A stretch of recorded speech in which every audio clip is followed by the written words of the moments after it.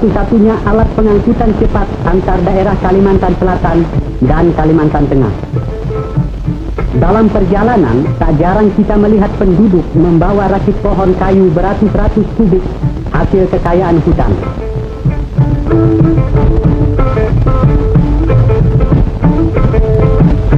Semakin jauh ke pedalaman, tampak pula pasir memutih kuning di pantai sungai, tempat penghuni desa terpencil itu mendulang atau mencari emas.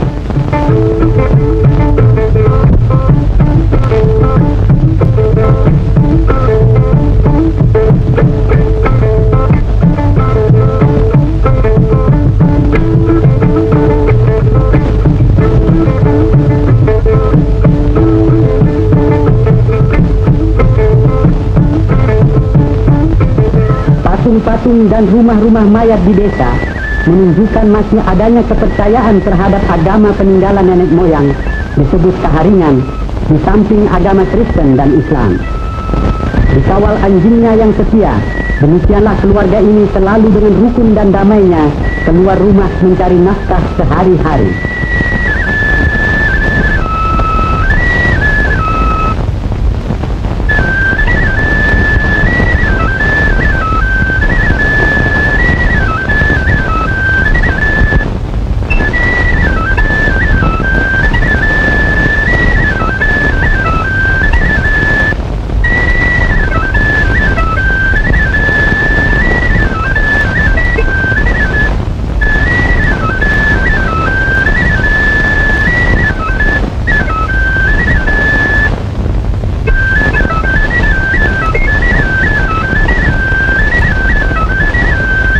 Rotan salah satu hasil kekayaan hutan Kalimantan Tengah. Selain sebagai sumber pencaharian menguntungkan bagi rakyat, juga menjadi bahan ekspor.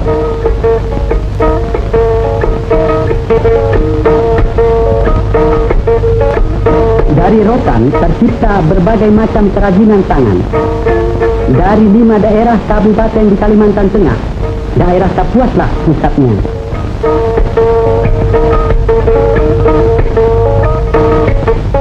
Wanita-wanitanya di sini terkenal pandai menganyam rotan, membuat topi, tas tangan, tempat-tempat rokok, tikar dan lain-lain anyaman halus indah berwarna-warna.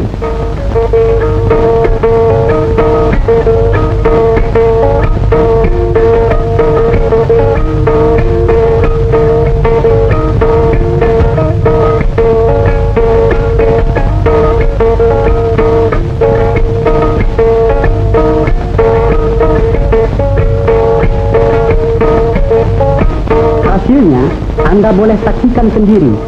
Boleh pilih mana suka.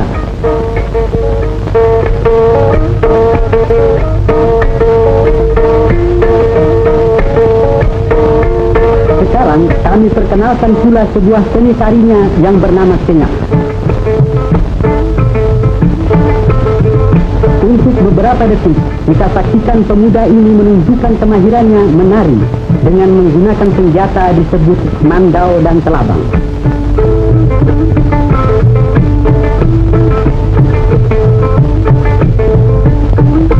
Tari Senyap menggambarkan keberanian dan kejujuran seorang pahlawan, melambangkan sifat penduduk asli Pulau Kalimantan umumnya, di samping rasa keindahan.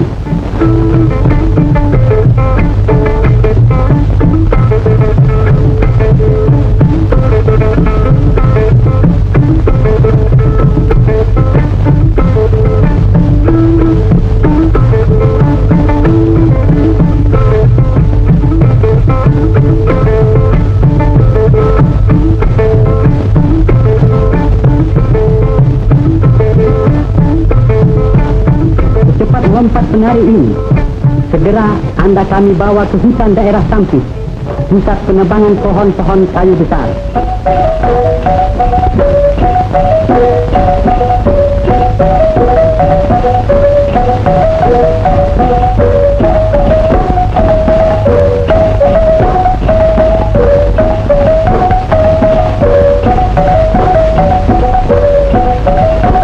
Kayu memang menjadi kebanggaan Kalimantan Tengah sebagai hasil hutannya yang terbesar, bahan ekspor, banyak menghasilkan devisa negara.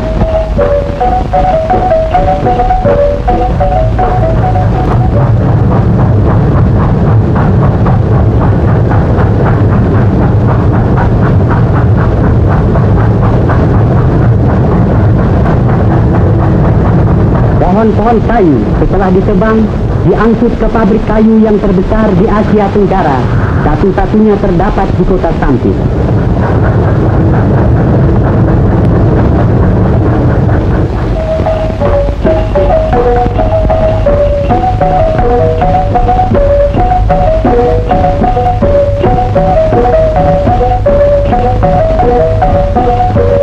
Dari kolam perendaman, kayu-kayu itu diseret naik ke dalam pabrik secara mekanis untuk segera masuk ke dalam gigi-gigi mesin gergaji.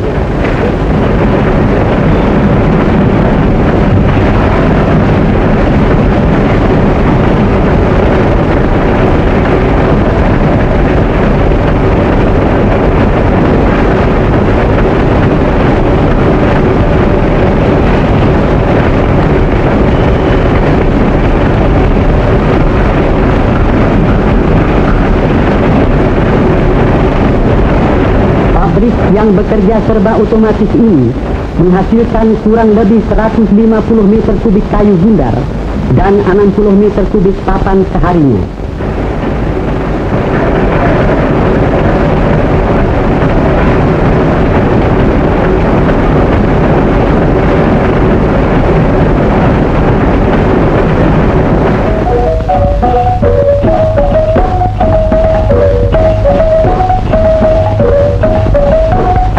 Sesuai dengan rencana Komando Operasi Gerakan Makmur, sejak tahun 1951 sudah dikerjakan dengan aktif pengerukan-pengerukan seperti pada kanal Basarang ini yang akan menghubungkan kota Kuala Kapuas dengan Sampit sepanjang 175 km tanpa melintasi lautan.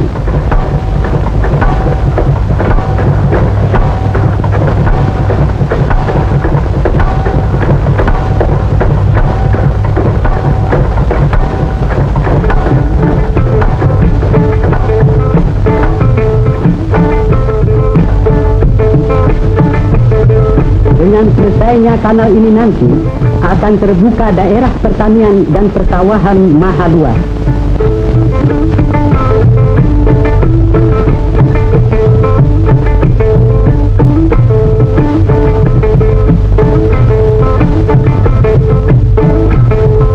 Objek transmigrasi Veteran di Mentaren, Kewedanan Kahayan, menampung transmigran dari Pulau Jawa.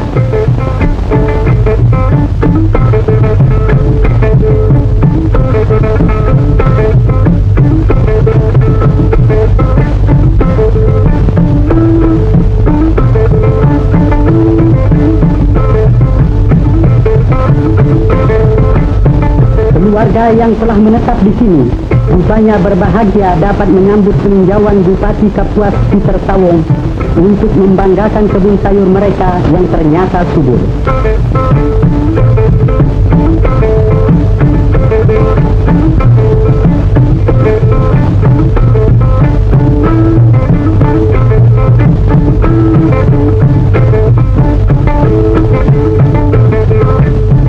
Anak-anak mereka gemuk-gemuk dan sehat.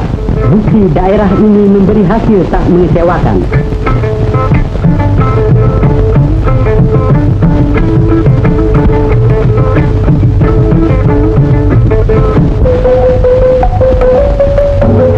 Masa depan Kalimantan Tengah diyakinkan akan mencapai kemajuan pesat, dan begitulah tanggal 17 Juni 1957 penduduk desa Pahandut di pinggir sungai Kahayan bergembira menyambut kedatangan Presiden Soekarno yang pada hari bersejarah itu akan meletakkan batu pertama pembangunan ibu kota Kalimantan Tengah. Secara adat, Presiden dipersilahkan memotong bamban yang menghalangi pintu gerbang desa Pahandut sebagai restu agar segala cita-cita baik ini tak ada rintangannya.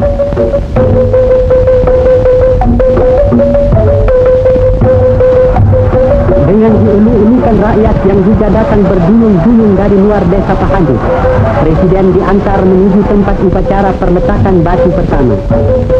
Ibu kota yang akan dibangun bernama Palangkaraya berpusat di tengah hutan, kurang lebih 3 km dari Pahandut, merupakan keberanian dan puncak cita-cita Kalimantan Tengah untuk membangun hutan pedalaman guna kemajuan daerah.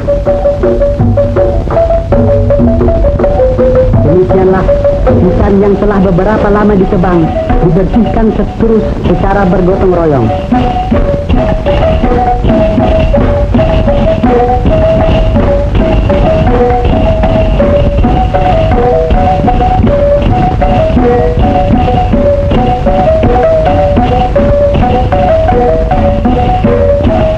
Pekerja-pekerja dari staf kantor pekerjaan umum Kota Palangkaraya mulai bergerak merintis hutan, mengatur pembuatan jalan-jalan raya.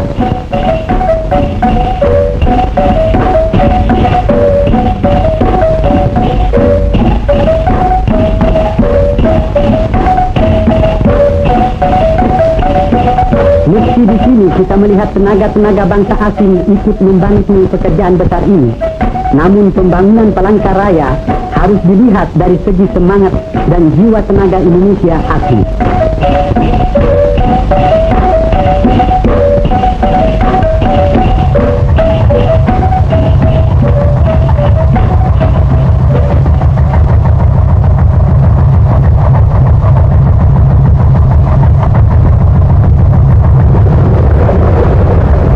Sebuah lapangan terbang diberi nama Panarong telah dibangun, dan jika sudah sempurnanya, bukan mustahil ia akan menjadi landasan puluhan kapal terbang seperti ini umpamanya.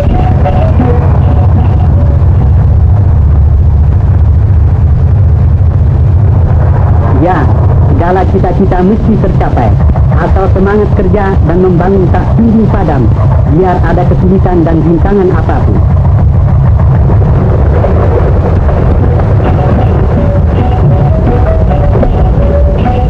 Daerah ibu kota Palangkaraya seluas 400 km persegi dipisahkan dari daerah Kabupaten Kapuas dan dipersiapkan segera menjadi daerah kota peraja.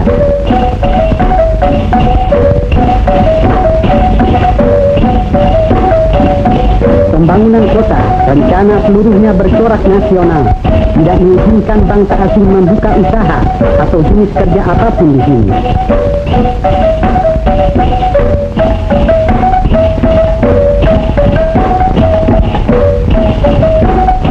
Palangkaraya dipilih pada suatu desa bernama Pahandut, antaranya atas dasar pertimbangan banyak tanah liat hingga mudah membuat bata setempat untuk gedung-gedung, hanya semen didatangkan dari luar.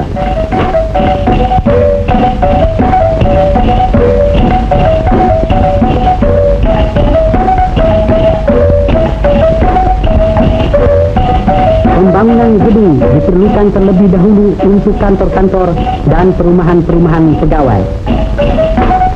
Bagi pelajar SMA, boleh bangga dengan gedungnya yang segera selesai ini.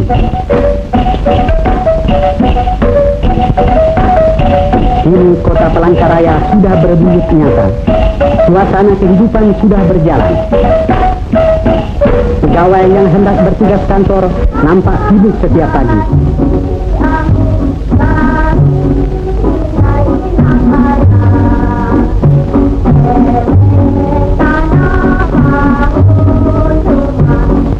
Anak-anak gembira pergi ke sekolah dan sang ibu melepaskannya dengan senyum bahagia.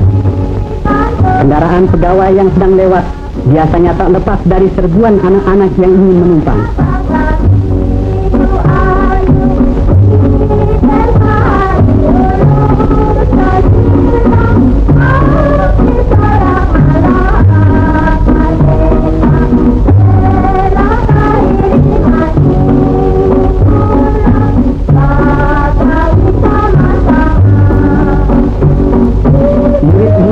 Rakyat sudah memperoleh gedungnya yang baru.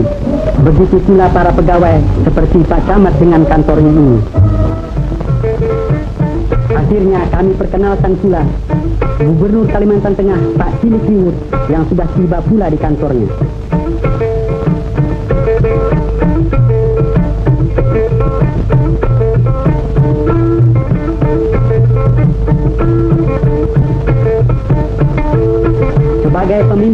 bertanggung jawab atas daerahnya, selalu beliau mengajak anggota staf pemerintahan merundingkan bagaimana sebaik-baiknya menyempurnakan pembangunan kota Palangkaraya.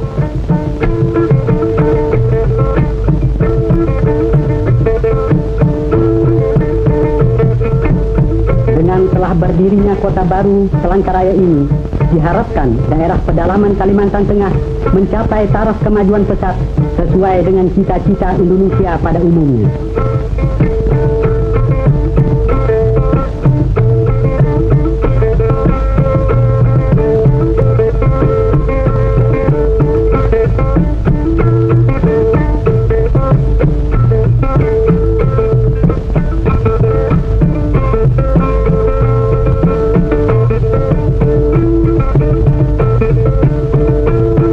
Kalimantan Tengah terus menanti pahlawan-pahlawan pembangunan Indonesia sejati.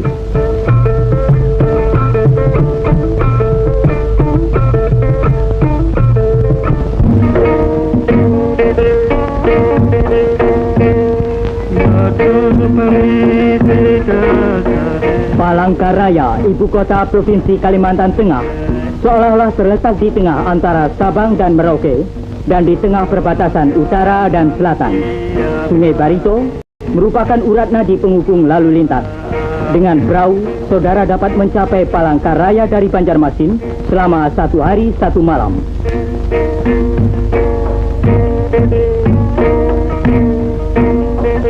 Palangkaraya, salah satu dari ibu kota provinsi yang terbaru, dapat saudara saksikan dari dekat.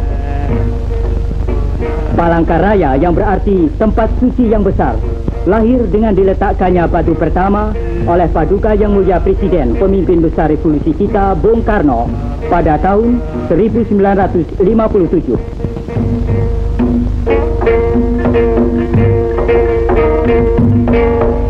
Pada tanggal 14 Maret 1963, setelah berangkat ke Palangkaraya, rombongan Yang Mulia Wakil Menteri Pertama Bidang Khusus Menteri Penerangan, Ketua Indoktrinasi, Dr. Haji Ruslan Abdul Ghani, romput oleh Gubernur Kalimantan Tengah, Hilik Ribut. Anggota rombongan Menteri Penerangan antara lain terdiri dari Ibu Ruslan Abdul Ghani dengan seorang putrinya Retnowati, Ajudan Mayor Anjar Rahman, Pembantu Menteri Kepala Urusan Publisitek Deben, Dr. Andes Tresno Suwarno, dan Staf Menteri Urusan Khusus Deben, Dr. Andes Rahmadi.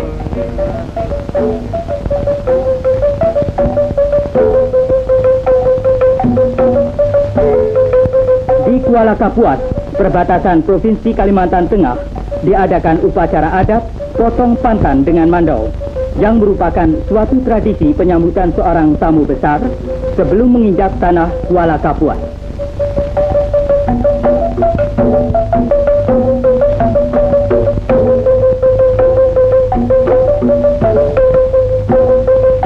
Dalam pidato sambutannya, Wampa Menteri Penerangan menyampaikan salam hangat dari Bung Karno kepada rakyat Kalimantan dan menjelaskan tentang Pancasila negara kita yang membawa rakyat ke arah adil dan makmur. Dari sungai ini dapat kita saksikan penghidupan penduduk Kalimantan Tengah. Kehidupan mereka sehari-hari antara lain berjualan ikan, karet, dan sebagainya.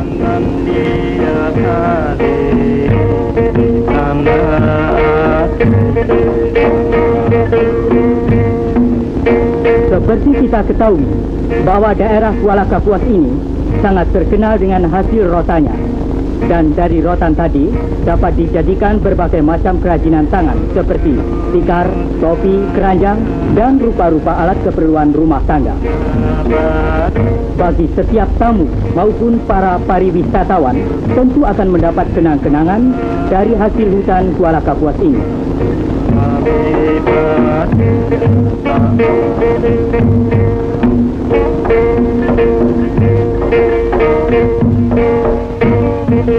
Kini rombongan sampai di Palangkaraya. Sambutan meriah oleh para pembesar dari Catur Tunggal dan segenap lapisan masyarakat setempat, serta masyarakat Uni Soviet yang sedang membuat jalan ke Sampit.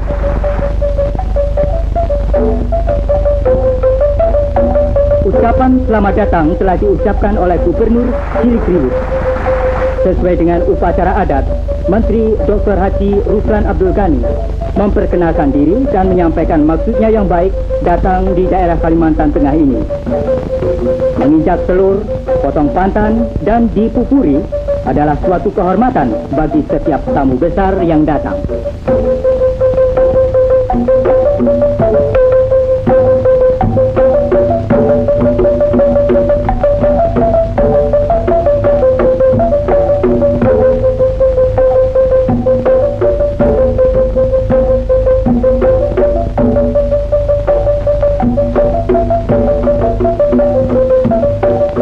Pada hari kelima, tanggal 18 Maret 1963, bertempat di halaman kantor Gubernur, Wampa Menteri Penerangan dan rombongan menghadiri apel besar yang diikuti oleh segenap karyawan pemerintah di Palangkaraya.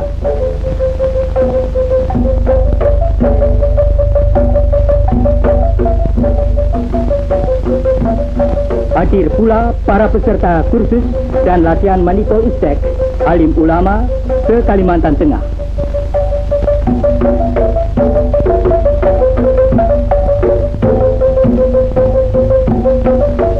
Dalam rangka indoktrinasi, Menteri Dr. Haji Ruslan Abdul Ghani antara lain menyampaikan penghargaannya atas pengorbanan rakyat Kalimantan Tengah dalam membangun Palangkaraya di tengah hutan yang dicapai dalam waktu 5 tahun.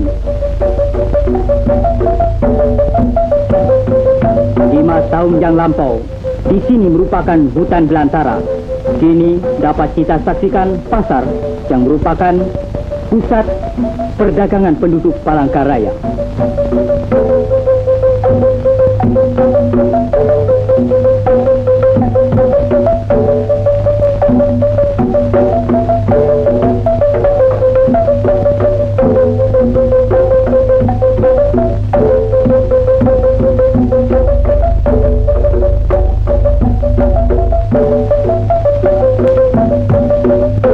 Pada malam resepsi yang dihadiri oleh segenap lapisan masyarakat, Wampa Menteri Penerangan antara lain mengatakan bahwa Pancasila sebagai ideologi negara kita sama dengan hati nurani manusia.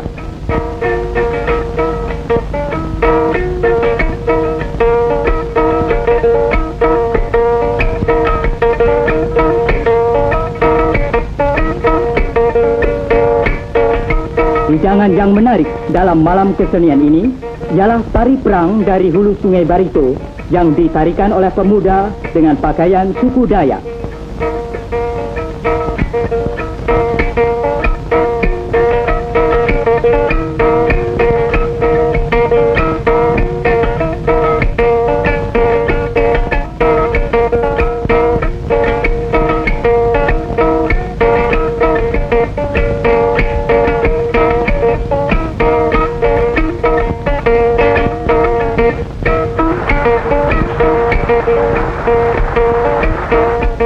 Gadis-gadis Kalimantan Tengah ini pun tak mau ketinggalan.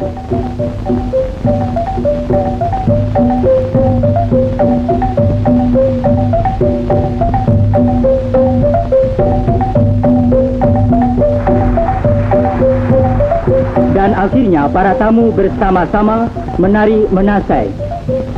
Rupanya tidaklah berlebih-lebihan kalau tari ini dapat dijadikan tari pergaulan.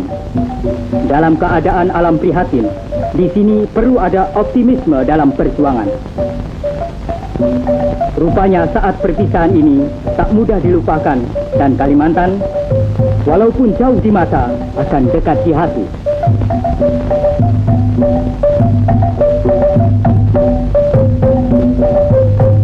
Peninjauan Wampa Menteri Penerangan, Ketua Panitia Pembina Jiwa Revolusi, Dr. Haji Ruslan Abdul Ghani, sungguh mengesankan dan tetap dikenang bahwa Palangkaraya adalah sebagai lambang kemampuan bangsa Indonesia. Palangkaraya terletak di tengah hutan belantara, merupakan kota yang serba baru yang timbul di tengah alam dan udara merdeka. Palangkaraya merupakan suatu bukti pula bahwa bangsa Indonesia bukan saja pandai meletakkan batu pertama, tetapi juga pandai meletakkan batu terakhir.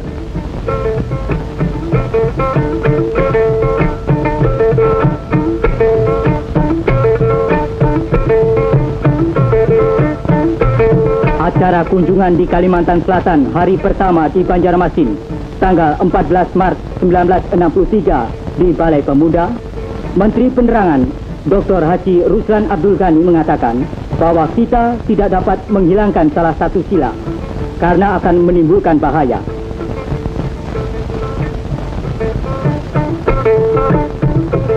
Dan menganjurkan kepada setiap warga negara agar mempelajari Undang-Undang Dasar 45 dan Revolusi Indonesia. Dan hari terakhir kepada para mahasiswa Universitas Lambung Mangkurat, menganjurkan agar para mahasiswa mengamalkan ilmunya. Kesan Menteri Penerangan Dr. Haji Ruslan Abdul Ghani antara lain bahwa Palangkaraya menunggu tangan dan otak bangsa Indonesia untuk membangun lebih lanjut.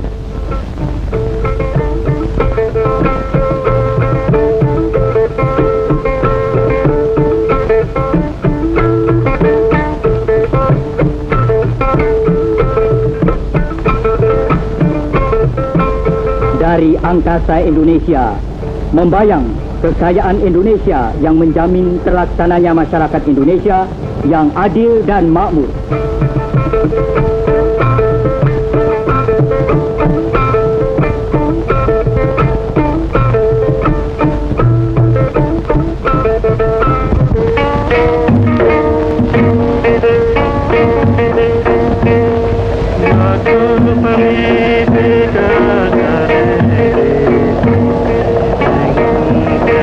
Di tepi Sungai Kahayan yang membelah Pulau Kalimantan ini, tegaklah kota besar Palangkaraya. Seperti kita ketahui bahwa 5 tahun yang lalu masih merupakan hutan belukar yang lebat pekat.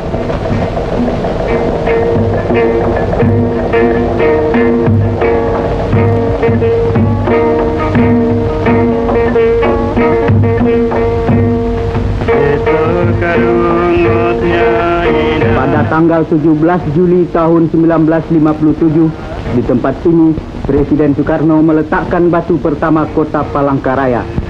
Dengan demikian, mulailah terwujud ide yang dicetuskan oleh Gubernur Cilik Riwut, seorang putra Kalimantan asli, bersama-sama bekas Gubernur Kalimantan Milono, untuk membentuk daerah Swatantra tingkat 1 Kalimantan Tengah.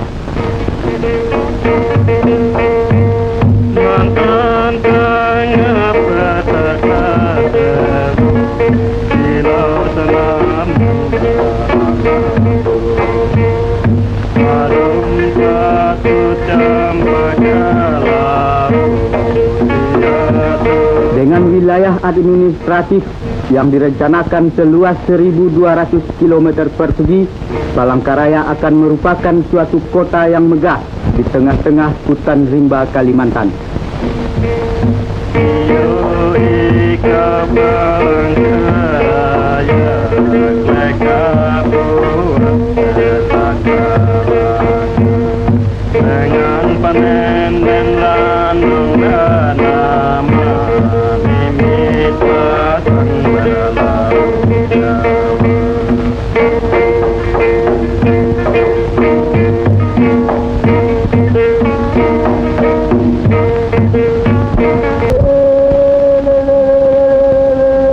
Kami ajak saudara mengenali penduduk Kalimantan Tengah dengan upacara keagamaan yang disebut Pesta Tewah, suatu upacara menghantarkan arwah-arwah ke surga loka. Suku bangsa Dayak Ngaju dan setiap penganut agama Kaharingan menjalankan upacara ini yang dilaksanakan secara bertingkat-tingkat.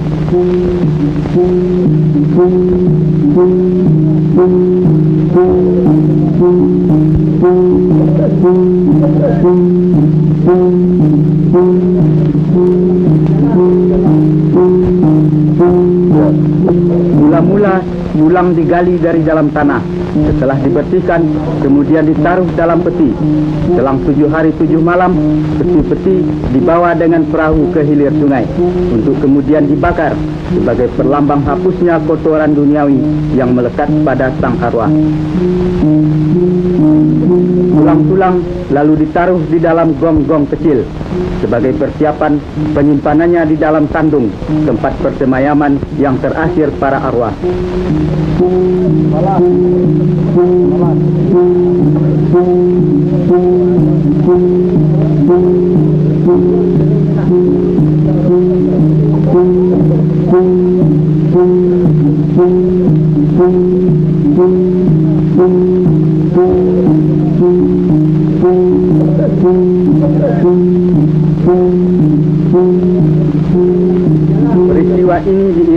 oleh semua anggota dewa melakukan permainan ini sebagai tanda sukaria dan syukur kepada Tuhan.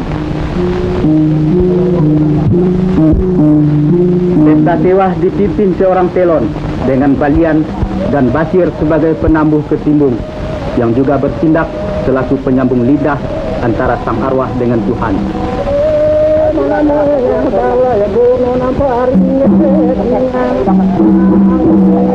Kandung keluarga Tukus Jaga Nyaring yang sudah berbentuk modern ini ditewahkan sebanyak 27 arwah. Masing-masing keluarga memiliki sandungnya sendiri-sendiri.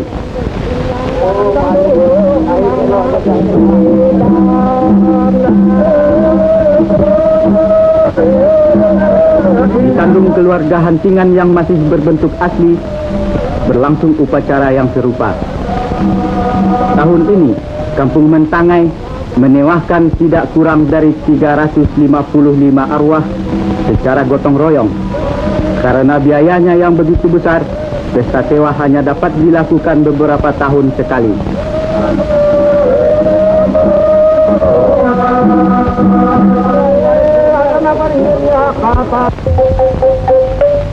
Penyimpanan tulang-tulang ke dalam das tandung ditutup dengan permainan perang-perangan di atas air yang disebut laluhan. Setelah kembali ke darat, palas agar terhindar dari bahaya.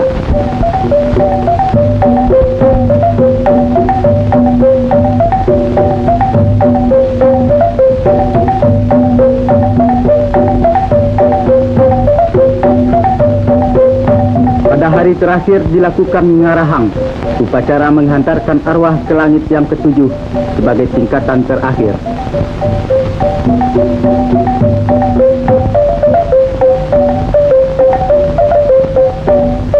Sukma babi ini kelak akan turut mengiringi sang arwah ke tempat peristirahatannya yang terakhir. Malam harinya, seluruh anggota Tewah berpesta ria sambil menarikan manasai serta mengikuti acara deder tanda syukur kepada Tuhan.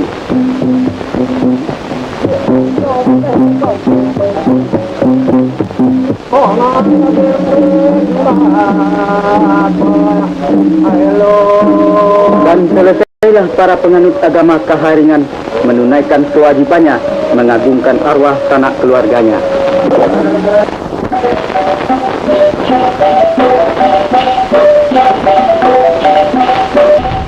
Dari pesta Tewah, mari kita saksikan usaha pembangunan Kalimantan Tengah. Di proyek transmigrasi dan di daerah pengairan Pasang Surut Basarang, suku-suku bangsa Dayak, Jawa, dan Bali bahu-membahu memperbanyak hasil bumi. Bila perekonomian mulai meningkat pesat, perlu adanya bank. Di bulan November tahun 1962, Ibu Ciliriwut meresmikan kantor Bank Dagang Negara cabang Palangkaraya.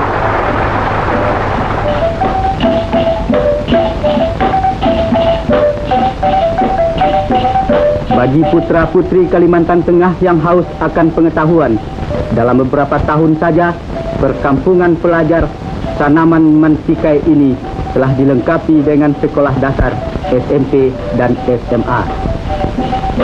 Para pegawai tidak dilupakan kesejahteraan hidupnya, berupa perumahan sederhana tapi pantas.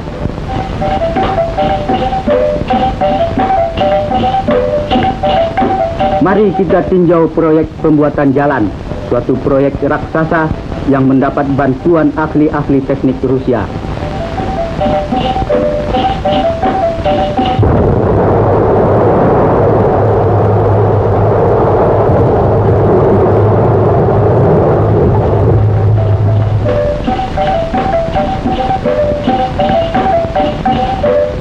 Pecahan batu gunung ini digiling, disaring, digiling kembali menjadi batu koral, kerikil, dan pasir sebagai bahan fondasi jalan.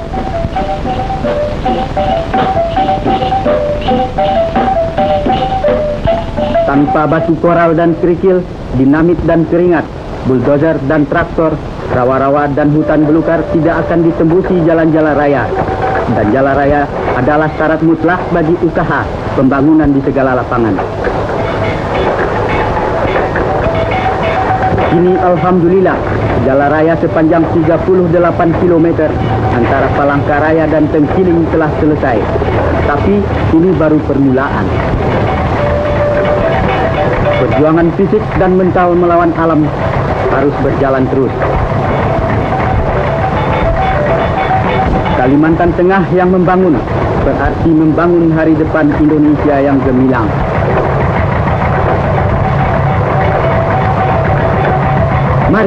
Mari membangun terus.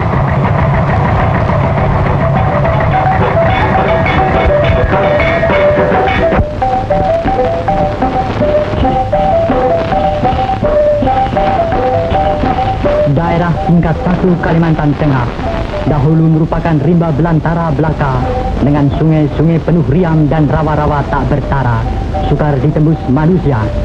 Kini seirama dengan derapnya revolusi, seluruh rakyat Kalimantan Tengah tergugah hatinya dari alam mina bobok penjajahan Belanda, bangkit dan maju untuk melaksanakan pembangunan di segenap lapangan yang terasa membahana di segala penjuru rimba dan desa, serta menggaung di antara lembah-lembah Barito, Kapuas, Kahayan, dan Sampit. Inilah Kalimantan Tengah saat ini, satu wilayah Indonesia yang terletak berbatasan dengan Negara Kesatuan Kalimantan Utara, merupakan basis pertahanan yang penting dalam rangka konfrontasi kita terhadap neokolonialisme British Malaysia. Daerah tingkat 1 Kalimantan Tengah dengan ibu kotanya Palangkaraya merupakan sebuah kota remaja di Indonesia yang berkembang menuju ke satu kota modern. Hal ini tidak lain berkat swadaya dan kemampuan para putra-putri Kalimantan Tengah yang dibimbing dan dipimpin oleh Gubernur Kepala Daerah Cilik Ribut. Rakyat Kalimantan Tengah berhasil memeras otak dan membanting raga untuk memenuhi panggilan suci Ibu Pertiwi sebagai yang dicanangkan oleh pemimpin besar revolusi Bung Karno.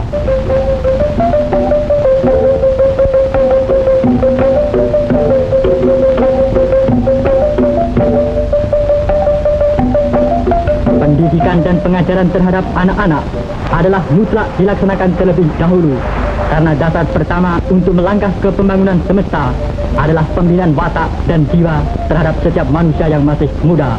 Membina manusia baru dalam rangka character and nation building menuju masyarakat sosialis dalam satu wadah Negara Kesatuan Republik Indonesia yang berasaskan Pancasila dan berhaluan Manipol Uzbek.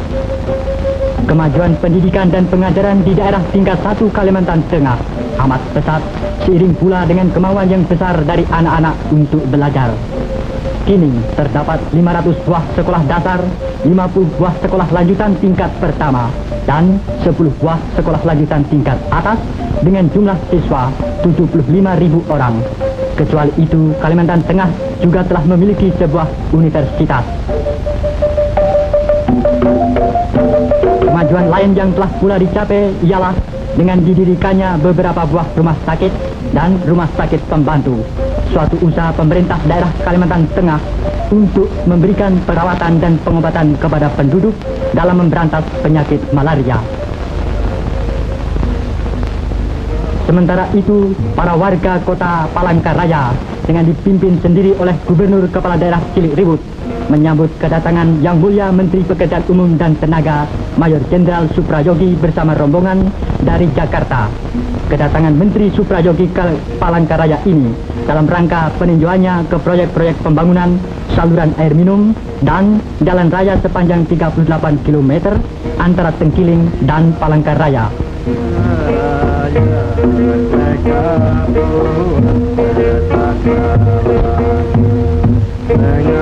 Jalan raya adalah salah satu faktor amat penting sebagai urat nadi perhubungan di darat untuk melancarkan ekonomi. Seluruh daerah tingkat 1 Kalimantan Tengah terus membangun dan sekali membangun untuk mensukseskan Zikora. Kita tidak gentar terhadap ancaman dan tantangan dari pihak Nekolin.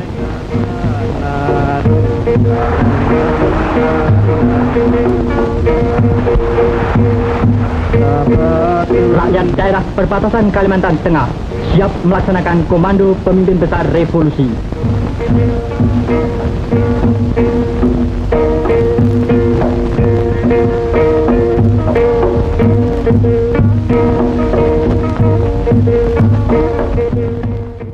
Hari ini pada hari ini Senin tanggal 9 April 2007 pukul 11 waktu Indonesia bagian Barat, kami dari Bapeda Sipora dengan beberapa orang teman-teman dari Bapeda Sipora yang mendukung kegiatan restorasi film dokumen Kalimantan Tengah yang satu-satunya dan punya nilai untuk Kalimantan Tengah ini telah kami laksanakan dan kami selesaikan dengan baik. Pada kesempatan ini terima kasih tidak terhingga serta penghargaan yang setinggi-tingginya untuk rekan-rekan kru, artinya tim dari Bapeda Sipora yang membantu kami dalam rangka restorasi film ini sehingga bisa dapat kita selesaikan dengan baik. Mudah-mudahan ini bermanfaat untuk hari kemudian dan untuk masyarakat Kalimantan Tengah pada umumnya. Terima kasih.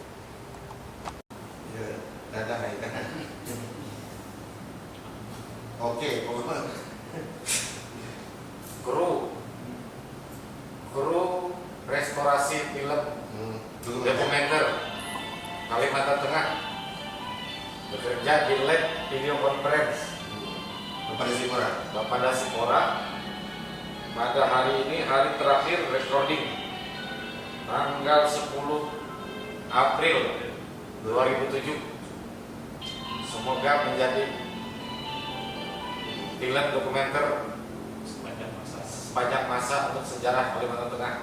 Oke. Hidup Indonesia. Oke.